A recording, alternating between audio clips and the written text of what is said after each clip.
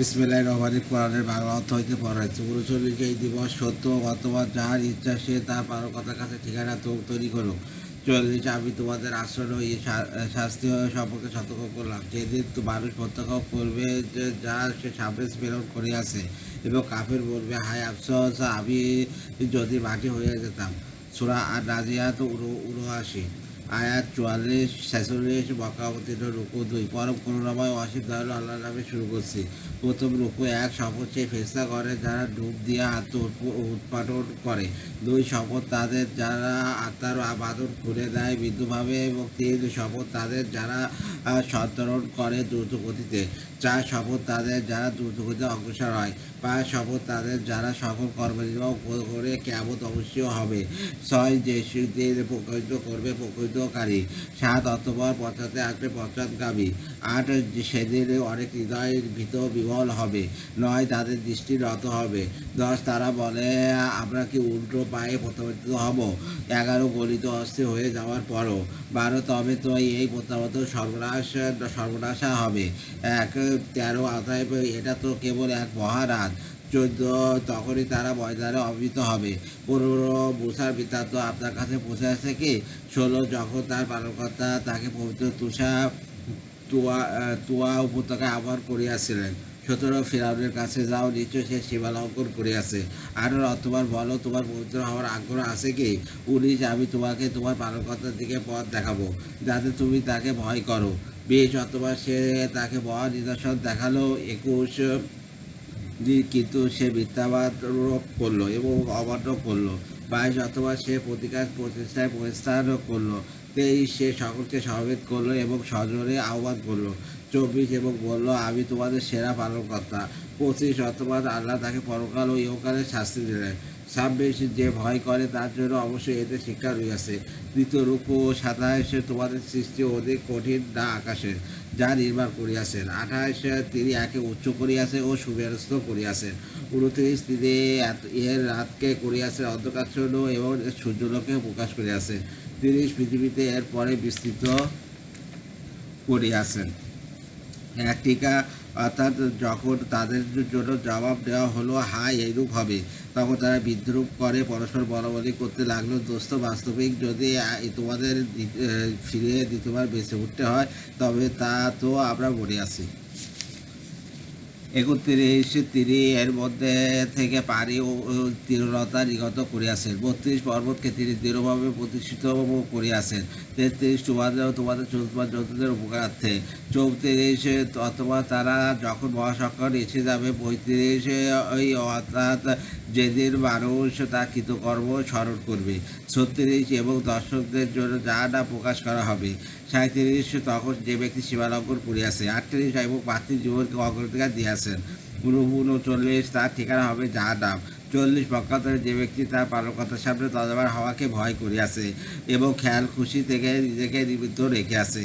৪১ তার ঠিকানা হবে জান্নাত। ৪২ তারা আপনাকে জিজ্ঞাসা করে কিয়ামত কখন হবে। ৪৩ এর বর্ণনার সাথে আপনার কী সম্পর্ক। ৪৪ এর চূড়ান্ত জ্ঞান আপনার পালনকর্তার কাছে। ৪৫ যে একে ভয় করে আপনি তো কেবল তাকে সতর্ক করবেন।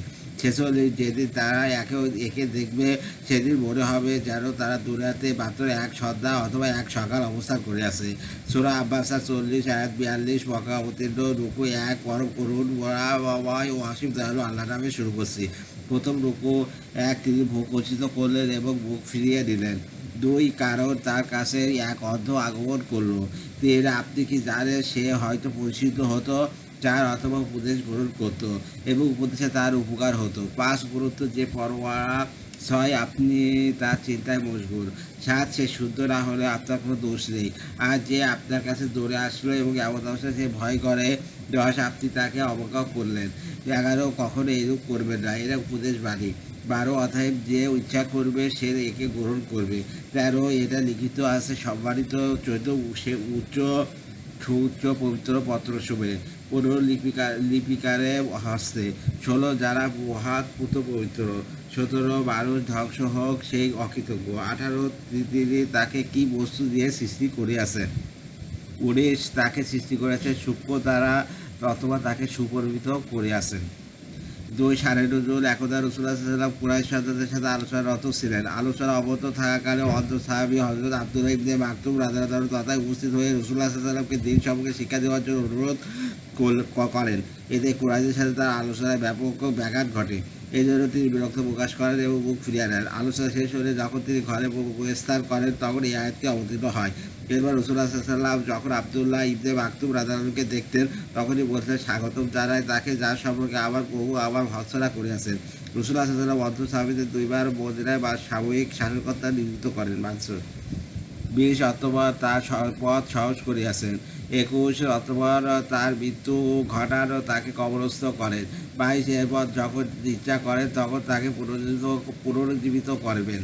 23 সে কখনো কৃতজ্ঞ হয়নি, তিনি তাকে যা আদেশ করিয়াছেন তা পূর্ণ করেনি। 24 মানুষ তার খাদ্যের প্রতি লক্ষ্য করুক। 25 আমি তাকে আশ্চর্য উপায়ে পানি বর্ষণ করিয়াছি। 26 অক্টোবর এরপর আমি ভূমিকে বিদীর্ণ করিয়াছি।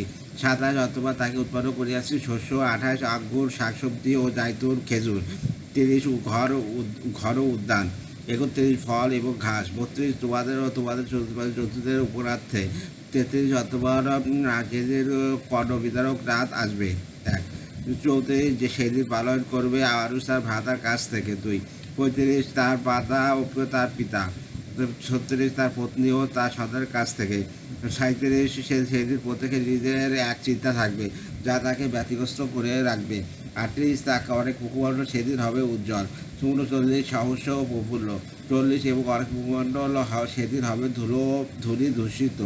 41 তাদের কালিমা আচরিত করে রাখবে। 42 তারা কাফের পাপিষ্টের দল। সূরা তাকবীর 41 আয়াত 29 মক্কা অবতীর্ণ। রুকু 1 পরম করুণাময় অসীম দয়ালু আল্লাহর নামে শুরু করছি। প্রথম রুকু যখন সূর্য আলোহীন হইয়া যাবে। 2 যখন নক্ষত্র মলিন হইয়া যাবে। 3 যখন পর্বতমালা অপসারিত হবে। 4 যখন 10 মাসের গর্ভবতী পুষ্টির সময় উপেক্ষিত হবে। 5 যখন বন্য পশুরাও একত্রিত হইয়া যাবে। 6 যখন সমুদ্রকে উত্তাল করে তোলা হবে। 7 যখন আত্মশুভকে জোগাড় করা হবে। 8 যখন জীবন্ত পতিত কন্যাকে জিজ্ঞাসা করা হবে। 9 কি অপরাধে তাকে হত্যা করা হলো। 10 যখন আমলনামা খোলা হবে। 11 যখন আকাশে আবরণ অপসারিত হবে। 12 যখন জাহান্নামের অগ্নি প্রজ্বলিত করা হবে। 13 এবং যখন যারা সংরক্ষিতবর্তী হবে। 14 তখন প্রত্যেকে জেনে নেবে সে কি উপস্থিত করিয়াছে। 15 আমি শপথ করেছি সেই সব নক্ষত্রগুলোর যা পশ্চাতে সরে যায়। 16 চলমান হয় ও অদৃশ্য হয়। 17 শপথ নিশাবাসন ও একটিকা। এই হলো সর্বশেষ বারের সিংহায় ফুরফুরাতে আওয়াজ। এই শব্দ জড়িত হওয়ার সঙ্গে কেবল সংযুক্ত হবে। মৃত সমস্ত মানুষ পুনর্জীবিত হয়ে উঠবে। 2 টিকায় একতা রাসূলুল্লাহ সাল্লাল্লাহু আলাইহি ওয়াসাল্লাম কিয়ামতের দিন সমস্ত মানুষ উলঙ্গ হয়ে উঠবে। এই কথা শুনে হযরত আয়েশা রাদিয়াল্লাহু আনহা জিজ্ঞাসা করলেন, ইয়া আল্লাহর রাসূল, আমাদের লজ্জাস্থানকে সেদিন সবার সামনে খোলা থাকবে? জবাবে রাসূলুল্লাহ সাল্লাল্লাহু আলাইহি ওয়াসাল্লাম এই আয়াত শোনা। 18 প্রবাদ আগমনকালের। 19 নিশ্চয় কুরআন সম্মানিত আর রাসূলের আনিত বাণী। 20 যিনি শক্তিশালী আরশের মালিকের নিকট মর্যাদাশীল। 21 সবার মান্যবর সেখানকার বিশ্বাসভাজন। 22 এবং তোমাদের সাথে পাগল নন। 23 তিনি সেই ফেরেশতাকে প্রকাশ্য দিগন্তে দেখেছেন।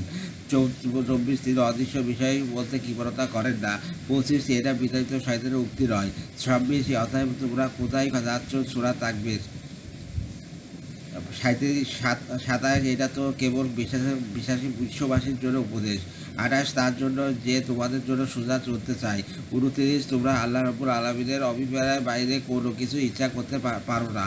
সূরা আল ইনফাতর 82 আয়াত 19 মক্কা অবতীর্ণ। রুকু 1 পরম করুণাময় অসীম দয়ালু আল্লাহ নামে শুরু করছি। প্রথম রুকু। 1 যখন আল্লাহ অবতীর্ণ হবে। 2 যখন নক্ষত্র ঝরে পড়বে। 3 যখন সমুদ্রকে উদ্ধার করে তোলা হবে। 4 এবং যখন কবচ উন্মোচিত হবে। 5 তখন প্রত্যেকেও জেনে দেবে সে কি অজ্ঞানে প্রেরণ করিয়াছে এবং কি পশ্চাতে ছেড়ে এসেছে। 3 6 যে মানুষ কিসে তোমাকে তোমার মহামণ্ডিত মানবতা সম্পর্কে বিভ্রান্ত করল। 7 যিনি তোমাকে সৃষ্টি করিয়াছেন অথবা তোমাকে সুব্যস্ত করিয়াছেন এবং সুষম করিয়াছেন। 8 তিনি তোমাকে তার ইচ্ছামতো আকৃতিতে গঠন করিয়াছেন। 9 কখনো বিভ্রান্ত হইও না, বরং তোমরা দান প্রদানকে মিথ্যা মনে করো। 10 অবশ্যই তোমাদের জন্য উপর তত্ত্বাবধায়ক নিযুক্ত আছে। 11 সম্মানিত আমল লেখকবৃন্দ। 12 তারা জানে যা তোমরা করো। 13 সৎকর্মশীল গণ থাকবে জান্নাতে। 14 এবং দুষ্কর্মীরা থাকবে জাহান্নামে। 15 তারা বিচার দিবসে তাদের প্রবেশ করবে। 16 তারা সেখান হইতে পৃথক হবে না। 17 আপনি কি জানেন বিচার দিবস কি? 18 অথবা আপনি জানেন বিচার দিবস কি? 19 যেদিন কেউ কারোর কোনো উপকার করতে পারবে না এবং সেই দিন সব কৃতিত্ব হবে আল্লাহর। 3 টিকা কিয়ামত দিবসে মানুষ জানতে পারবে সে কি সৎ কর্ম করিয়াছে এবং কি অসৎ ও অসৎ কর্মের ভিত্তি বা প্রথা স্থাপন করে এসেছে। হাদিস শরীফে বর্ণিত আছে, যে ব্যক্তি ইসলামের কোনো উত্তর সুন্নাত ও নিয়ম চালু করে সে তার সওয়াব সবসময় পেতে থাকে। ওখানকার যে ব্যক্তি কোনো বেদাত কুপ্রথা চালু করে যতদিন মানুষ এই কাজ করতে থাকবে ততদিন তার আমলময় পাপ লিখিত হতে থাকবে। আল্লাহ হাফেজ।